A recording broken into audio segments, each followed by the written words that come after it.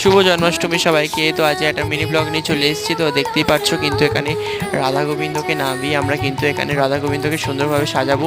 আর এখানে ভাই হেল্প করছে কিন্তু ঠাকুরগুলোকে নামাতে। রাধা গোবিন্দের স্নান হয়ে গেছে, তো এখন রাধা গোবিন্দকে অঙ্গরাগ করাবো। তো আর বাকি গোপালগুলোকে সুন্দর করে পরিষ্কার করে নিয়েছে। আর একটা ফেব্রিক কালার দিয়ে আমি অঙ্গরাগ করিয়েছি, এই যে দেখতেই পাচ্ছ। আর এখন পুজো শুরু হয়ে গেছে, প্রায় 6টা বেজে গেছে। আর মাঝখানে কোনো ক্লিপ তোলা হয়নি, অঙ্গরাগ করানোর পর প্রায় অনেকটা দেরি হয়ে। তো এখন শ্রীকৃষ্ণকে আরতি করা হচ্ছে।